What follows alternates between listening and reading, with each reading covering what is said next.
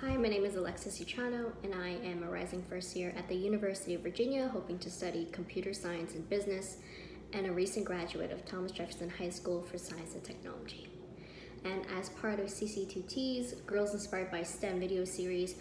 I'm going to talk about my STEM journey and how I navigated it in the past couple years, as well as some of my outreach initiatives.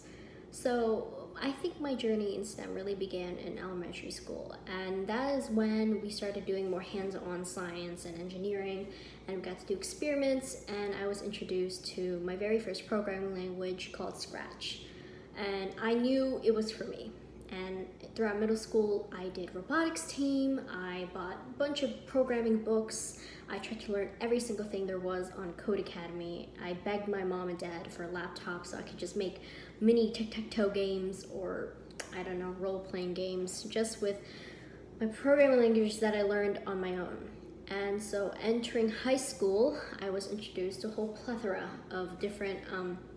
STEM classes that were at such a high level, and they were so interesting, and I am truly grateful for the experience and the amount of great professors, teachers, classes that I was able to take throughout high school.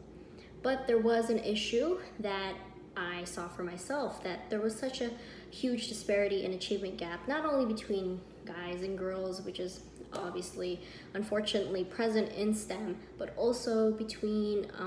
races and ethnic groups. So to do my part, I joined the Fairfax County School Board's Minority Student Achievement Oversight Committee, and we talked about ways to not only fix the problem of diversity at my high school, Thomas Jefferson, but also how to encourage younger students to be more engaged in STEM and engaged in gifted and talented programs. So that was our main focus. And then beyond that, I discovered the Children's Science Center, and I was so glad that I did, because they were running this program called the Latina Sci Girls program. So they met every week, and mentors from NASA, from their own companies, from the Weather Channel, they all came to speak to these young, bright Latina girls, and I'm so glad that I was able to volunteer every single week to help them become more engaged in STEM and encourage them to pursue this path. And by the end of the whole program, we got to do astronomy, anatomy, chemistry, everything under the sun. And leaving the program, the girls kept telling me how they were gonna go join the robotics team, start building things, start making things, start experimenting. And I think opening their minds to those different topics and the